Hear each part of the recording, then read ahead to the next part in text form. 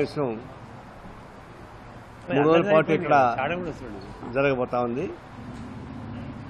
ప్రధానంగా ఎన్నికలు అయిపోయిన తర్వాత అంటే కేంద్రంలో రాష్ట్రంలో వచ్చినటువంటి రాజకీయ పరిణామాలు దీన్ని దృష్టిలో పెట్టుకొని మా ప్రెస్ మీట్ పెడుతున్నాం. రేపటికి రాష్ట్ర పార్టీ తీసుకున్న తీర్మానాలు దాని వివరాలంతా కూడా రేపు చెప్తారు. ఇప్పుడు ప్రధానంగా కేంద్రంలో బీజేపీ గవర్నమెంట్ మళ్ళా వచ్చింది. ఈసారి ఎన్డీఏ కూటమి మధ్య పెద్ద హోరాహోరీ రాజకీయ పోరాటం జరిగింది. ప్రధానమంత్రిగా ఉన్న మోడీ రాజ్యాంగ విలువలు మొత్తం తొంగలో దొక్కి కేవలం ఓడిపోతాను భయంతో మతోన్మాదాన్ని రెచ్చగొట్టాడు, ప్రాంతీయతత్వాన్ని రెచ్చగొట్టాడు, అబద్దాలను ప్రచారం చేశాడు. బహుశా గోబెల్స్ కానీ బతుకుంటే నేను ఎందుకు పనిరాని చెప్పి నాకు ఆత్మహత్య చేసుకునేవాడు. అంత పెద్ద ఎత్తున అబద్దాలు చెప్పాడు. స్వాతంత్రం వచ్చిన తర్వాత ఇలాంటి దిగజారిన ప్రధానమంత్రి ఇప్పటిదాకా లేడు. భవిష్యత్తులో వస్తాడు నేను అనుకోను. అలాంటి పరిస్థితుల్లో ఎన్నికలు జరిగితే ఆయన మోడీ గ్యారెంటీ అన్నాడు, అది ఎగిరిపోయింది. అయోధ్య రామాలయం దేశం మొత్తం తిరిగాడు, అయోధ్యనే ఓడిపోయాడు. స్వాతంత్రం వచ్చిన తర్వాత ప్రధానమంత్రులు వచ్చిన మెజారిటీ చూస్తే వీపీ సింగ్ లాంటి బలహీన ప్రధానమంత్రికి కూడా ఎక్కువ మెజారిటీ వచ్చింది. మొట్టమొదట స్వాతంత్రం వచ్చిన తర్వాత అది తక్కువ మెజారిటీతో గెలిచింది ఎవరంటే మోడీ గారే ఈసారి. అంటే ఆయన పర్సనల్ ఎంపీ ఓట్లు తగ్గినాయి. గతంలో 300 పై చిలుకు వచ్చినటువంటి పార్లమెంట్ సీట్లు కాస్త ఈసారి 240కి పడిపోయినాయి. కాబట్టి సీట్లు తగ్గినాయి, ఓట్లు తగ్గినాయి. కానీ చావు తప్పి లొట్టబోయినట్టుగా అటు టీడీపీ అటు బీహార్ నితీష్ ఇద్దరు కలిసి ఆయనకి ఆక్సిజన్ పోశారు. అంటే ఈ 10 ఏళ్ల పాటు పరిపాలన సాగిస్తే మరి పెద్ద మెజారిటీ కలవాలి కదా, ఆయన తెలిసిన అచీవ్మెంట్ చెప్పాలి కదా. ఏం చెప్పలేకపోయాడు. సంవత్సరం 2 కోట్ల రూపాయల ఉద్యోగాలు, 2 కోట్ల ఉద్యోగాలు పోయినాయి. అంటే దాదాపు 20 కోట్ల ఉద్యోగాలు రావాల్సిన రాలేదు కదా. బ్లాక్ మనీ తెచ్చి ప్రతి కుటుంబానికి 15 లక్షలు ఇస్తాడు, అది రాలేదు కదా. పబ్లిక్ సెక్టర్స్ ఉండపంగ అమ్మేస్తున్నారు కదా. ఇవన్నీ ఒకటైతే కార్పొరేట్ కంపెనీస్ అప్పగిస్తూ ఉన్నాడు. ఈయన రాకముందరగా 2,50,000 కోట్ల రూపాయలు ఎన్పీఏ అయితే ఈయన వచ్చిన తర్వాత 16 లక్షల కోట్ల రూపాయలు ఎన్పీఏ అయింది. 29 మంది ఈ దేశం వదిలిపెట్టిపోయారు. అంతా కలిసి 16 లక్షల కోట్ల రూపాయలు వాళ్ళు ఎగ్గొట్టి వెళ్ళిపోయారు. అందులో ఒక విజయ్ మాల్యా తప్ప మిగతాంతా గుజరాత్ వాళ్లే, ఈయన శిష్యులే. అందులో ఒక కార్పొరేట్ కంపెనీస్ దోపిడీ చేశారు. మరోవైపున ఈ ప్రాంతీయ తత్వాన్ని రెచ్చగొట్టారు, సెక్యులర్ కొత్తగా మాట్లాడారు. ఇంత మాట్లాడి మీకు వచ్చేటి విజయాలు ఏంటి అని చూడాలి. అది కేవలం 2 రాష్ట్రాల్లో ఉన్న బీహారు ఆంధ్రప్రదేశ్ ఉన్నటువంటి పార్టీలు సపోర్ట్ చేయబట్టి ప్రధానమంత్రి అయ్యారు తప్ప ఎవరు. ఇప్పుడు పార్లమెంట్ స్టార్ట్ అయింది. ఒక శుభసూచకం ఏంటంటే బుల్డోజర్లాగా పార్లమెంట్ నడిపించేటువంటి అవకాశం లేదు. బహుశా స్వాతంత్రం వచ్చినాక ఫస్ట్ టైం అపోజిషను స్ట్రాంగ్గా ఉంది. 230 మంది అపోజిషన్లో ఉన్నారు, 240 మంది రూలింగ్ బీజేపీ ఉన్నారు. కాబట్టి ఒక స్ట్రాంగ్ అపోజిషన్ ఏర్పడింది. కానీ స్ట్రాంగ్ అపోజిషన్ ఏర్పడినాక పార్లమెంట్కి సాంప్రదాయం ఉండాలి కదా. గతంలో 140 మంది పార్లమెంట్ సభ్యులను బయటపెట్టి ఈ కార్మిక చట్టాన్ని మార్చేశారు.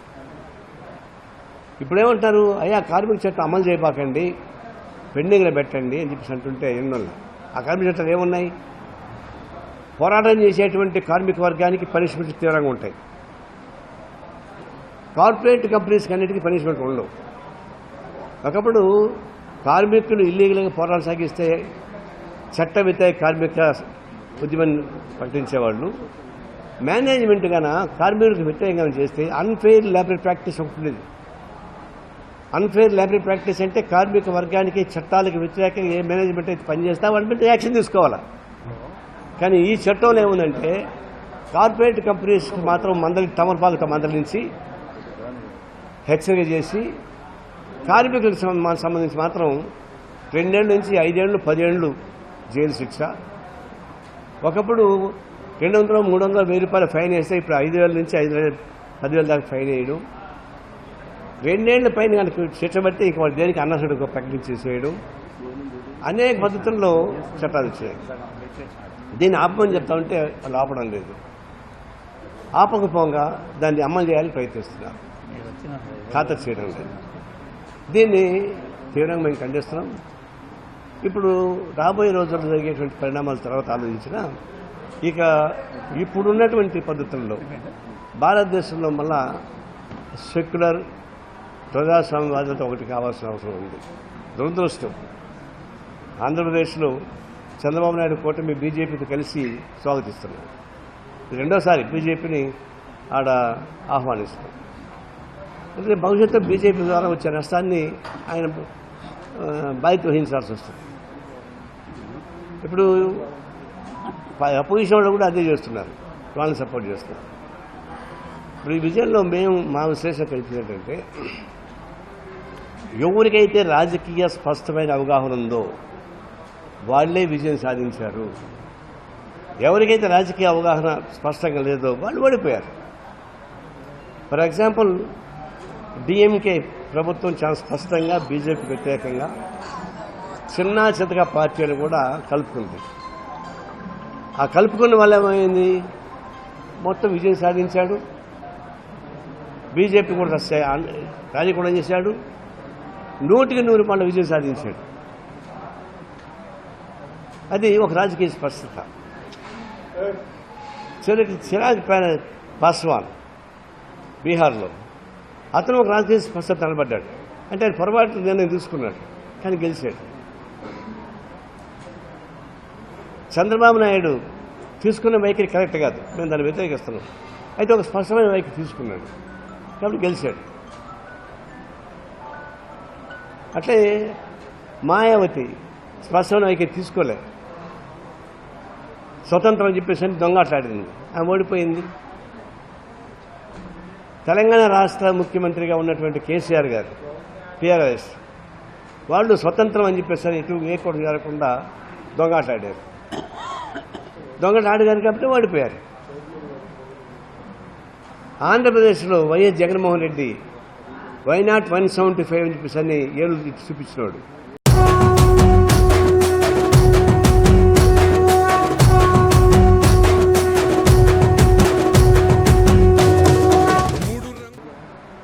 నూట 51 సీట్లతో గెలిచినవాడు ఈసారి 175 సీట్లు నాకే వస్తాయని చెప్పినవాడు. ఎందుకు ఓడిపోయాడంటే ఆయన పరోక్షంగా బీజేపీకి అనుగుణంగా పైకి స్వతంత్రంగా ఉన్నాడు. అందువల్ల స్వతంత్రత అనేటువంటి ముసుగులో అవకాశవాద వైఖరి అవలంబించినందుకు ఓడిపోయారు. చెడు మంచి ఒక స్పష్టమైన లైన్ తీసుకున్నటువంటి రాజకీయ శక్తులు విజయం సాధించారు. కాంగ్రెస్ పార్టీ జాతీయ పార్టీ కాబట్టి తీసుకున్న వైఖరి విజయం సాధించబడింది. దీన్ని బట్టి రాజకీయాలలో న్యూట్రల్స్ తటస్థత అనేది అది 420 కింద లెక్క, ఏ గొడవ దూకచ్చు.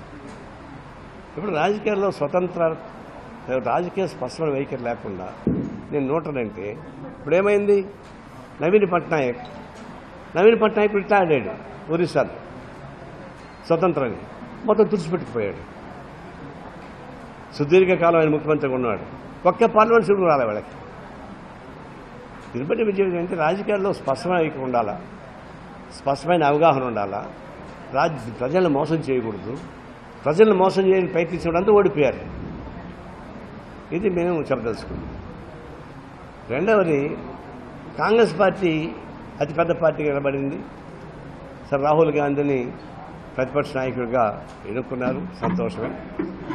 అంటే కాంగ్రెస్ పార్టీ ఇంకొంచెం వెసులుబాటుగా డిఎంకే స్టాలిన్ని ఏ విధంగా అయితే జాగ్రత్తలు తీసుకొని అందరినీ కలుపుకున్నాడో ఆ పద్ధతుల్లో కాంగ్రెస్ పార్టీ జాతీయ స్థాయిలో రాష్ట్ర స్థాయిలో ఆ పట్ల మెలగలేదు. కేంద్రంలో కాంగ్రెస్ పార్టీ ఒక బీజేపీ వ్యతిరేక శక్తుల్ని సమీకరించే విశాలమైన ప్రాతిపదిక కల్పించాల్సింది నడిపించలేదు. అందువల్లే వాళ్ళు ఓడిపోయారు. లేకపోతే వచ్చిండేవాడు. మరి ఉత్తరప్రదేశ్లో అయోధ్యని పెట్టి బ్రహ్మాండం గెలుద్దాం అనుకున్న ఎందుకు ఓడిపోయారు? బీజేపీ ఉత్తరప్రదేశ్ ఓడిపోయింది. మళ్ళీ మధ్యప్రదేశ్లో వాళ్ళు గెలిచింది, కాంగ్రెస్ గెలిచింది. కాంగ్రెస్ ఓడిపోయింది. అంటే దీన్ని బట్టి కాంగ్రెస్ పార్టీ వైఖరిలో కూడా ఆత్మవిమర్శ చేసుకోవాలి. కలుపుకోవడం వల్ల నష్టం వచ్చింది. పైపచ్చి వాళ్ళు ఎక్కడ యుద్ధం ప్రకటించారు? పవిత్ర యుద్ధం. కేరళలో కమ్యూనిస్టులు కాంగ్రెస్ మధ్య పోటీ. కాంగ్రెస్ పార్టీ గెలిచినా బీజేపీ వ్యతిరేకమే, కమ్యూనిస్టులు గెలిచినా బీజేపీ వ్యతిరేకమే. అప్పుడప్పుడు కాంగ్రెస్ వాళ్ళు రాజీ పడతారేమో కానీ కమ్యూనిస్టులు రాజీ పడతారు కదా, కళ్ళలో కూడా బీజేపీని సపోర్ట్ చేయరు. అలాంటప్పుడు వాడేమో పవిత్ర యుద్ధమా? రాహుల్ గాంధీపై పోటీ చేయాల్సిన అవసరం ఉందా?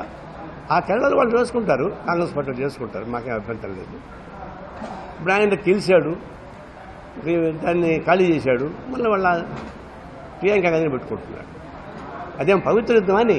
కేరళలో కాంగ్రెస్ పార్టీ పవిత్రత చేస్తుందా? అదే మతోన్మాద పార్టీ ఉందా? మతోన్మాద పార్టీ మీద ఫైట్ చేసుకోవచ్చు కదా. ఒక విధంగా కాంగ్రెస్ పార్టీ వైఖరిలో కూడా పొరపాట్లు ఉన్నాయి. భవిష్యత్తులో జాగ్రత్త చేసుకోవాల్సినటువంటి అవసరం అని చెప్పేసి మా ఉద్దేశం. మాకు జాతీయ సమితి సమావేశాలు జరగబోతున్నాయి 11 నుంచి 14 దాకా ఢిల్లీలో. ఇవన్నీ కూడా సమీక్షిస్తాం. గత అసెంబ్లీ, పార్లమెంట్, ఎన్నికలకు సంబంధించిన కూడా సమీక్షించడానికి ప్రయత్నం చేస్తాం. ఇప్పుడు ఇక్కడ తెలంగాణలో జరుగుతున్న ఒక మాట చెప్పాల్సింది. తెలంగాణలో రాష్ట్ర ముఖ్యమంత్రిగా ఉన్న రేవంత్ రెడ్డి చాలా ఫాస్ట్గా పనిచేస్తున్న మాట వాస్తవం. కానీ రాజకీయాలు తప్పు చేస్తున్నారు. గతంలో రాజశేఖర ముఖ్యమంత్రిగా ఉన్నప్పుడు ప్రతిపక్ష వాళ్ళందరినీ లోపల తీసుకోవడానికి ప్రయత్నిస్తున్నాడు. ఆ తర్వాత చంద్రబాబు నాయుడు ముఖ్యమంత్రి అయిన తర్వాత ప్రతిపక్షాలను ఖాళీ చేయడానికి ప్రయత్నిస్తున్నాడు. మళ్ళీ కేసీఆర్ ముఖ్యమంత్రి అయిన తర్వాత ప్రతిపక్షాలను ఖాళీ చేయడానికి ప్రయత్నిస్తున్నాడు. ఇప్పుడు రేవంత్ రెడ్డి వచ్చి మళ్ళీ ప్రతిపక్షాన్ని ఖాళీ చేయడానికి ప్రయత్నిస్తాడు. నేను చెప్పేది ఏంటంటే అసెంబ్లీలో ప్రతిపక్షాలను మీరు ఖాళీ చేయించవచ్చేమో కానీ ప్రజలు ప్రతిపక్షం అవుతారు కదా. గతం జరిగింది అదే. కేసీఆర్ ప్రతిపక్షాన్ని మొత్తం మాయం చేయడానికి ప్రయత్నిస్తే ప్రజలు వ్యతిరేకమయ్యారు. జగన్మోహన్ రెడ్డి ప్రతిపక్షాన్ని మొత్తం ఖాళీ చేయడానికి ప్రయత్నిస్తే ఆయన ఎగిరిపోయాడు. చివరికి హ్యూమిలియేటింగ్ డిఫీట్ వచ్చింది. అందువల్ల మీకు ప్రకటించినటువంటి మీ మేనిఫెస్టో ప్రకటించిన సూత్రాలను అమలుపరచుకుంటూ పోతే వాళ్ళే బలహీనపడతారు. మీరు ప్రకటించని అమలుపరచకుండా ఎమ్మెల్యేలని మేనేజ్ చేసుకుంటే ఇది అనైతికం అవుతుంది. అందులో ఇంకొకటి, పారాణి ఆరకముందే ఒకవైపు టీఆర్ఎస్లో యాక్టివ్ ఎంపీలు ఉన్న వాళ్ళని, ఎమ్మెల్యే గెలిచిన వాళ్ళని తీసుకొచ్చి కాంగ్రెస్ పార్టీ పెట్టుకుని పోటీ చేయించారు. ఇదేమి నైతికత? అదేమంటే టీఆర్ఎస్ చేయలేదా అంటారు. వాళ్ళు చేయబట్టే కదా, వాళ్ళ పనికి మళ్ళీ వాళ్ళు చేయబట్టే కదా అటుపోయారు. వాళ్ళతో మీకెందుకు పోటీ? మన ప్రకారం చెప్పాల్సిందంటే రిజైన్ చేసి రండి. ఎవరైతే రాజీనామా చేసి వస్తారో వాళ్ళకి మేము ఆదర్శాలు చెప్తే బాగుండేది. ఇప్పుడు ఒక మాట అంటున్నాడు, మా పార్టీ నుంచి గెలిచిన వాళ్ళకి మేము మంత్రి పదవి ఇస్తామని అంటున్నాడు. సంతోషం. అదే పద్ధతే మీ పార్టీలో గెలిచిన వాళ్ళకి మేము మంత్రి పదవి ఇవ్వడం అనుసరించి తీసుకోండి. ఇతర పార్టీలో గెలిచిన వాళ్ళని రాజీనామా చేసి రమ్మని చెప్పండి, మళ్ళీ మీరు గెలిపించుకోండి, అభ్యంతరం ఉండదు. లేకుండా పోతే ఏముందంటే వాళ్ళు చేసిన పనులే మీరు చేస్తున్నారు. ప్రతిదీ కంపేర్ చేస్తూ ఉండాలి. గతంలో చేసిన వాళ్ళు మీరు చేశారు కదా అని అంటే వాళ్ళు తప్పు చేసి మీరు తప్పు చేస్తారా? ఇప్పుడు వాళ్ళు చేసిన అనేక పనులు ఉన్నాయి. కాళేశ్వరం అవినీతి పనులు ఉంది, ఎలక్ట్రిసిటీ విద్యుత్ అవినీతి ఉంది, ల్యాండ్ స్కామ్ ఉంది. నిజంగా ల్యాండ్ స్కామ్ వల్ల వాళ్ళు ఓడిపోయారు, ధరణి వల్ల ఓడిపోయారు. ఆంధ్రప్రదేశ్లో జగన్ భూరక్షణ పథకం పెట్టి ఎట్లా ఫెయిల్ అయినాడో వీళ్ళెట్టా ఫెయిల్ అయినారు. వాటిని పరిష్కారం చేసుకోవాలి తప్ప దాని ఉద్యోగం రాకుండా కొన్ని అపోజిషన్ ఖాళీ చేయించాలి కాబట్టి అని అంటే గతంలో టీఆర్ఎస్ వాళ్ళు నియంత్రిత పత్రం నుంచి ప్రజాతంత్ర ఉద్యమాలను అనగొట్టడం వల్ల బీజేపీ పెరిగింది. దాని బీజేపీ పెరిగేది కాదు. ఇప్పుడు రేవంత్ రెడ్డి వచ్చి మళ్ళీ అపోజిషన్ ఖాళీ చేసే ప్రయత్నంతో చేసే క్రమంలో మళ్ళీ బీజేపీ పెరుగుతారు. పెరిగి 4 అధికారంలో వచ్చినటువంటి 3 నెలల్లో ఎన్నికలు జరిగితే 4 సీట్లు 8 సీట్లకి పెరిగారు వాళ్ళు. గవర్నమెంట్ మీది కాంగ్రెస్ పార్టీది. మరి కాంగ్రెస్ పార్టీ గవర్నమెంట్ ఉండగా బీజేపీలో 8 మంది కారణం ఏంటి? దీనిపై అర్థం చేసుకోవాల్సి ఏంటంటే బీజేపీ లాంటి మతోన్మాద పార్టీలని ఆపాలంటే బీజేపీకి వ్యతిరేకమైన శక్తిని కలుపుకోవాలి. కలుపుకొని ప్రయత్నం సాగించాలి. ఇప్పుడు వామపక్షాల కన్నా మించిన ఎవరు ఉన్నారా బీజేపీతో నిలబడేవాళ్ళు? ఆ విషయంలో తెలంగాణ రాష్ట్ర కాంగ్రెస్ పార్టీ కూడా తప్పులు చేస్తా ఉంది.